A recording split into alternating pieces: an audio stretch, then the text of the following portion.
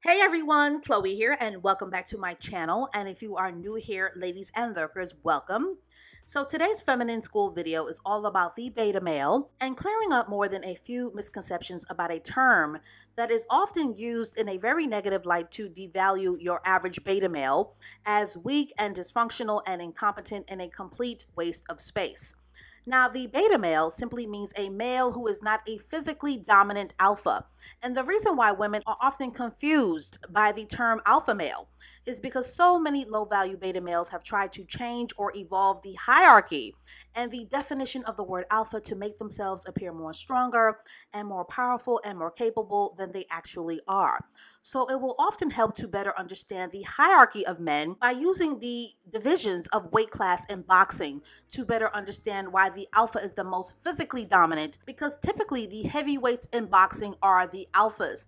But to further add to your confusion, there is also a strategic manipulation in place of the word alpha to de-emphasize and to level out the playing field of physical strength that is often only associated with the alpha male. So, to clear up any misconceptions, the word alpha does not mean smart. The word alpha does not mean success, because there are plenty of smart and successful men who need the muscle, the physical muscle of alpha built men as security guards. And the word alpha does not mean provider. The word alpha does not mean cunning or strategic or highly intelligent.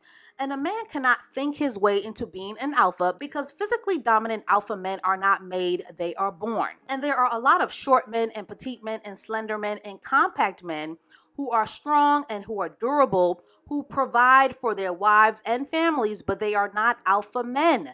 And there are a lot of cunning and conniving men who will outsmart a woman out of her savings and her wallet, but their cunning and their scamming does not make them an alpha. An alpha man, once again, is a man who possesses above average strength and is at the top of the food chain in terms of physicality. So the alpha male position is a natural born hierarchy and is not a position that a man can force or contrive or Hollywood act his way into. But just because a man is not an alpha, it does not automatically mean that he is a low value man, or that he is weak, or that he is not a good man or a good provider. And just because a man is not an alpha, it does not mean that he is not a winner or a boss, because a boss is a man who is not afraid, who is unafraid of making money, or being an executive, or being a successful entrepreneur, or handling business, or being hardworking, which are all great qualities that all provider men, whether alpha or beta, will normally possess. So if a man is 5'2", but he is paying all of your bills, that does not make him an alpha provider. That makes him a provider. But a 4'11" or a 5'3" man could never be an alpha, because alpha males are dominant males who are not made, they are born. However, the beta male comes in a variety of spectrums from low to high and from weak to strong. And there are high value beta males and there are low value beta males, just like there are high value alpha males and there are low value alpha males. Now, a high value beta male is what I call the quintessential man of quality that is notoriously known as being good husband material, and is a man who is unafraid to be a provider and a protector and a leader of his family.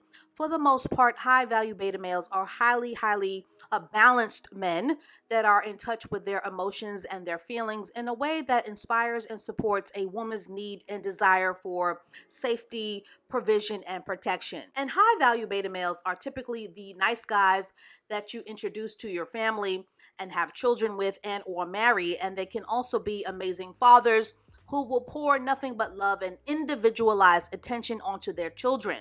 High value beta men are also men who, as husbands, are usually your best friend and lover, as he is a man that is typically sensitive to your feelings and is considered a modest, reliable, dependable, kind-natured, and easygoing guy. Now, beta males can also be very physically attractive, but they usually aren't aware of it, and their egos, for the most part, are not domineering or overpowering in a way that makes them high-maintenance men. The high-value beta male is also less inclined to kiss and tell about his love life to his circle of friends, because his ego is not tied into being a douchebag or into impressing low value men for sport. Now, low value beta males are typically easy to spot and are typically easy to recognize once you interact and engage with them. These are your low value Zeta, Omega, and Dusty males who are often reeking and dripping in insecurity and low self esteem. And yes, ladies, men can have very, very low self esteem. And low value males are the men who typically view high value provider men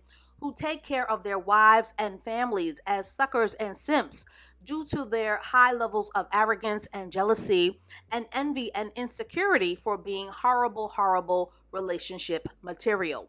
And low value beta males can be very lazy and unambitious, or if they are successful, you will experience them as stingy and entitled and manipulative or doggish, which are men who like to sleep around.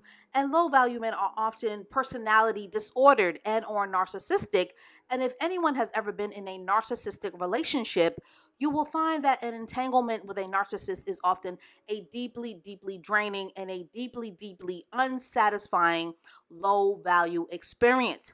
And low value beta males are often tricksters and liars, and they lack integrity, and they are often immature, and they are typically not men of their word. And because water typically seeks its own level, low value men often seek out and attract low value women, and women who struggle with their self esteem and their self worth, which makes them perfect candidates for the manipulation and the lies and the exploitation that low value beta males often need to have success with unsuspecting women.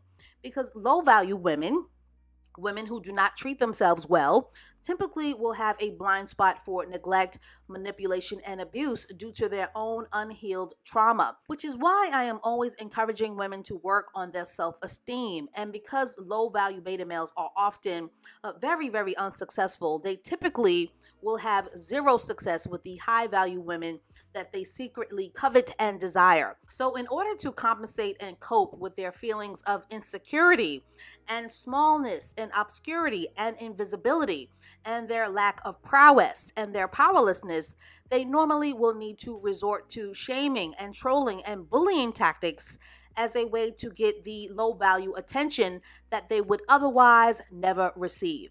These are the low value beta males who typically join low value herds and call themselves propped up names like MGTOW and Red Pill to soothe their busted and weak and fragile egos. So ladies, a high functioning beta male can be a wonderful, wonderful husband and a hypergamous provider and father to your children and an all around amazing life partner. And for celebrity beta male example purposes, Diddy is a super successful businessman, a music mogul, and a man who takes care of his children pretty well.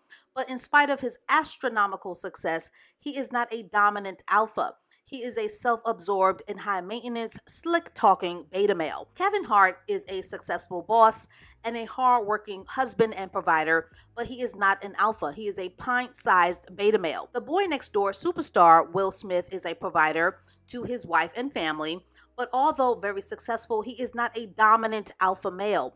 Will Smith is a happy-go-lucky and a fun-loving and goofy beta male.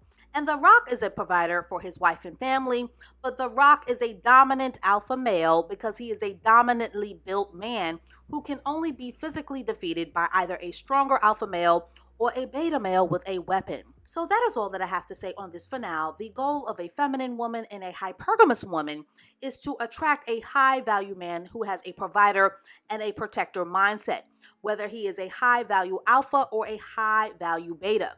So stay tuned for more feminine content to come, and I will catch up with you ladies and you lurkers in the next one.